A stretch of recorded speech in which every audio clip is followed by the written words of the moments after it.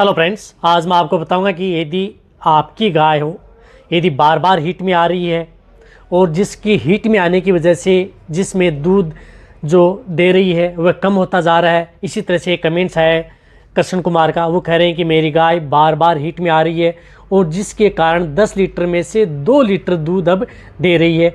क्या कारण है, इसको कैसे इलाज किया जाए, इसके बारे में आज की वीडियो के अंदर डिटेल से बताऊंगा। क्योंकि ये इस तरह की जो दिक्कतें हैं वह लगभग जो पशुपालक हैं उनके साथ इस तरह की दिक्कत देखने को मिलती है। क्योंकि उनकी एक तो गाय जो बार बार हीट में आती रहती हैं और हीट में आने के कारण उनका दूध है वह धीरे धीरे डाउन होता जाता है, जिसकी वजह से उन्हें और भी नुकसान उठाना पड़ता है।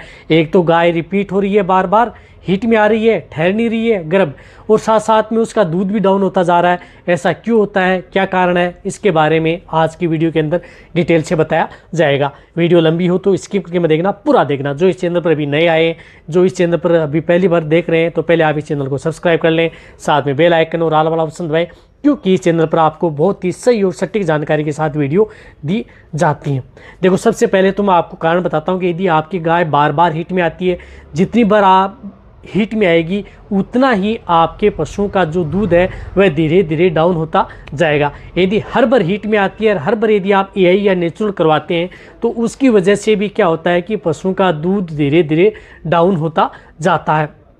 कई पशु ऐसे होते हैं जैसे हीट में आती है तो 1-2 दिन तो दूध कम होता है, फिर वैसे का वैसा यदि हीट चली जाती है तो वैसे का वैसा दूध बन जाता है। लेकिन कई पशु ऐसे होते हैं जिनमें हीट में धीरे धीरे जिस प्रकार से 500 ml 250 ml हर हीट के अंदर उसके दूध का डाउन होता जाता है और वह दूध बढ़ भी नहीं पाता है।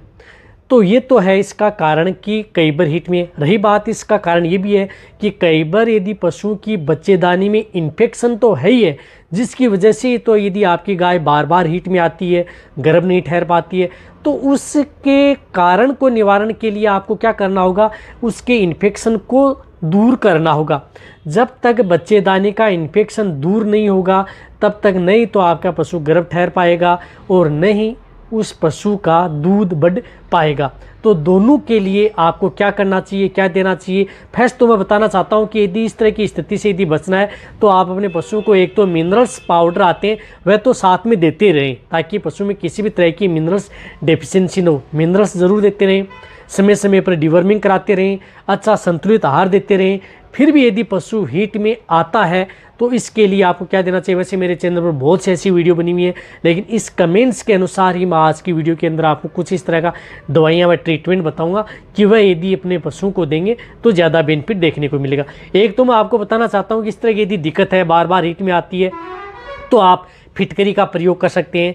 जिस तरह से आप आधा से 1 kg फिटकरी लें और उसके अंदर आप 10 लीटर आप पानी मिला लें और पर डे के हिसाब से आप उसे सुबह यदि आप अपने पशु को 1 लीटर पानी जो फिटकरी का आता है वह पानी आप उसे कंटिन्यूटी लगातार 10 दिन उसे फिटकरी का पानी ज़रूर पिलाएं, ताकि किसी भी तरह का जो इन्फेक्शन है या किसी तरह की कोई दिक्कत ना हो, एंटीबॉडीज़ बनी रहे इसके लिए, या कोई इन्फेक्टेड नहीं हो इंटरनल, तो उसमें भी आपके पशुओं के लिए फिटकरी एक वरदान है। तो वह तो आप घर पर कर सकते हैं, यानी उसका पानी उसको पिला सकते हैं। अब रही बात, इसके साथ साथ आपको कौन सी ऐसी दवाओं का प्रयोग करना चाहिए या टेबलेट का प्रयोग करना चाहिए, वह मैं आपको मेरी टेबल पर लेकर के चलता हूँ। क्या देना चाहिए जो आपको मेरी टेबल के ऊपर दिख रहा है, इसमें आपको ज़्यादा मेडिसिन देने की कोई ज़्यादा ज़रूरत नहीं होती। सबसे पहले आपको उसको इस इन्फेक्शन है उसको दूर करना है, तो इन्फेक्शन को दूर करने के लिए आपको प्रयोग करना होगा जो भी आती हैं, जिस प्रकार से बच्चेदानी में दवाई छुड़वाने के लिए आपको जिस प्रकार से मेरी फ्लोक्साइयो आती है बेटाक्विनाल की, ये बेस्ट दवा है, इसका आप प्रयोग कर सकते हैं। साल्ट की अदर भी कोई दवा आती है उसका भी आप प्रयोग कर सकते हैं। ये आपको क्या करना है कि जो 60 ml की एक बोतल आती है उसे 60 ml पर डे के हिसाब से लगातार आपको 3 दिन, जो इस तरह की आती हैं ये 60 ml पर डे के हिसाब से लगातार 3 दिन आपको उसके बच्चेदानी में छुड़वानी। क्योंकि जो यदि गाय आपकी बार बार हीट में आ रही है, ठहर नहीं रहा, तो 100% आप उसमें इन्फेक्शन है, तभी के कारण ऐसा नहीं है। ऐसा तो आप इंजेक्शन लगा करके भी उस तरह के इन्फेक्शन को दूर नहीं कर सकते, इसलिए आप वेजाइनल इन्फेक्शन में आप उस तरह की दवा छोड़ें। तो वेजाइनल इन्फेक्शन को दूर करने के लिए उसमें यूट्रस में आप बच्चेदानी की सफाई की जो दवा छोड़ेंगे उसी से ही आपके पशु को आराम मिलेगा। वह भी आपको लगातार 3 दिन आपको ये दवा छुड़वानी है। ये तो आपको फर्स्ट स्टेप आपको करना ही करना होगा। उस स्थिति में क्या हो जाता है कि कई बार पशुओं का जो दूध डाउन होता है, रही बात है इस तरह की स्थिति में आपको कोई इस तरह के इंजेक्शन लगाने की जरूरत नहीं है। यदि आपका पशु चिकित्सक बताता है कि इन्फेक्शन बहुत ज़्यादा हो चुका है तो उसमें कई तरह के इंजेक्शन भी लगवा सकते हैं। उनके बारे में मेरे चैनल पर वीडियो बनी हुई है। लेकिन कई बार इस तरह की स्थिति से ही आपके पशु ठीक हो जाते हैं।